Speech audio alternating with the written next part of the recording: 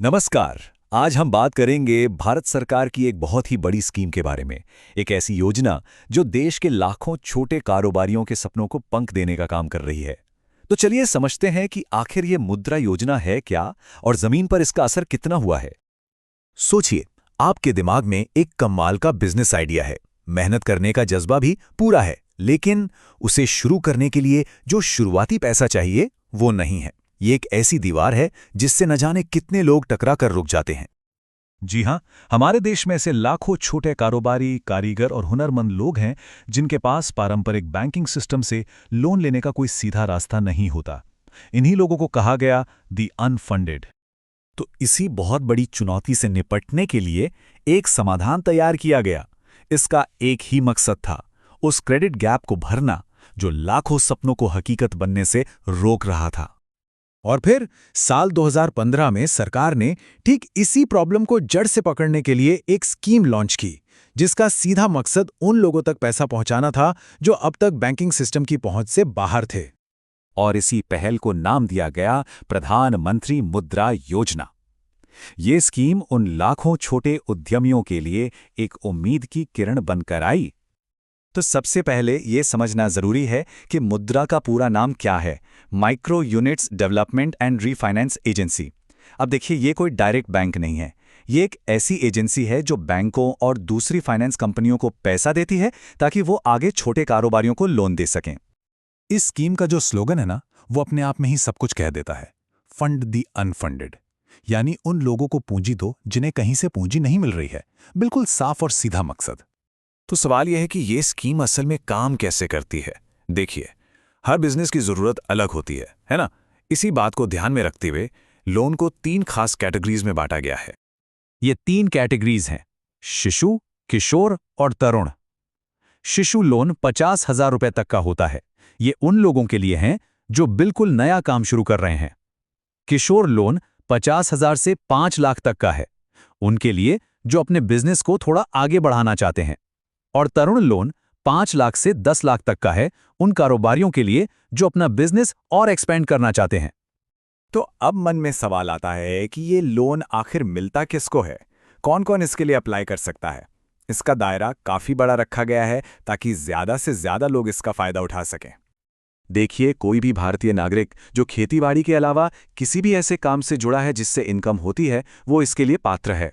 जैसे आपके आसपास के दुकानदार, छोटे मैन्युफैक्चरर्स, कारीगर, सब्जी फल वाले या फिर जो लोग कमर्शियल गाड़ी चलाते हैं। लेकिन इस योजना की कुछ बातें इसे सच में बहुत खास बनाती हैं। सबसे पहली और सबसे बड़ी बात, ये लोन कोलैटरल फ्री है। मतलब इसके लिए कोई गारंटी या सिक्योरिटी जमा नहीं करनी पड़ती। साथ ही इसमें महिला उद्यमियों और एससी, एसटी, ओबीसी वर्ग के लोगों को प्राथमिकता दी जाती है। और बात सिर्फ लोन देके खत्म नहीं होती। इस योजना में एक बहुत ही प्रैक्टिकल टूल भी मिलता है जो रोजमर्रा के काम को आसान बनाता है, और वो है मुद्रा कार्ड। ये 1 रुपए डेबिट कार्ड की तरह ही काम करता है। आप इससे किसी भी एटीएम से कैश निकाल सकते हैं, दुकानों पर पेमेंट कर सकते हैं, और सबसे जरूरी बात, इसमें ओवरड्राफ्ट की सुविधा होती है। मतलब जितनी जरूरत हो उतना पैसा अपने सैंक्शनड अमाउंट में से इस्तेमाल कर सकते हैं। अच्छा, ये तो हो गई कागजों की बात कि योजना क्या है और कैसे काम करती है।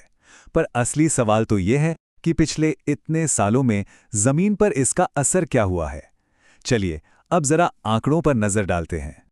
2015 में ये स्कीम शुरू हुई थी और 2025 में इससे पूरे 10 साल हो गए हैं। 1 दशक का ये सफर हमें इसके असर को समझने का एक अच्छा मौका देता है। और जरा इस आंकड़े पर गौर कीजिए। फरवरी 2025 तक इस स्कीम के तहत 52 करोड़ से भी ज्यादा लोन दिए जा चुके हैं। आप सोचिए कितना बड़ा नंबर है ये। ये दिखाता है कि ये योजना देश के कोने कोने तक पहुंची है। लेकिन ये सिर्फ नंबर नहीं है, इसके पीछे एक सामाजिक बदलाव की कहानी छिपी है। इन टोटल लोन्स में से करीब 68% महिला उद्यमियों को मिले हैं और 51% एससी, एसटी और ओबीसी समुदाय के उद्यमियों को। ये फाइनेंशियल इंक्लूजन का एक बहुत बड़ा उदाहरण है। एक और जरूरी आंकड़ा है एनपीए का, यानी वो लोन जो वापस नहीं आ पाते। अच्छी खबर यह है कि ये लगातार कम हो रहे हैं, जो ये दिखाता है कि छोटे कारोबारी लोन चुकाने में ज्यादा डिसिप्लिन दिखा रहे हैं। तो जाहिर है इस स्कीम ने जमीनी स्तर पर एक बड़ा बदलाव लाया है। तो इन सभी आंकड़ों और उपलब्धियों को देखते हुए अब आगे क्या, माइक्रो फाइनेंस और ग्रासरूट एंटरप्रेन्योरशिप का भविष्य कैसा दिखता है? देखिए, इस पूरी चर्चा का सार ये है कि मुद्रा योजना ने सिर्फ पैसा नहीं बांटा, इसने लाखों लोगों का रोल बदल दिया है। उन्हें जॉब सीकर से जॉब क्रिएटर बना दिया है। इसने सेल्फ एम्प्लॉयमेंट की एक नई लहर पैदा की है। और आखिर में एक सवाल आपके लिए छोड़ जाते हैं। जब एक पूरी पीढ़ी के उद्यमियों को बिजनेस शुरू करने के लिए पहली पूंजी मिल गई है, तो अब हमारी जमीनी अर्थव्यवस्था को आगे बढ़ाने वाला अगला बड़ा इंजन क्या होगा, इस पर सोचना जरूरी है। हमारे साथ जुड़ने के लिए बहुत बहुत शुक्रिया।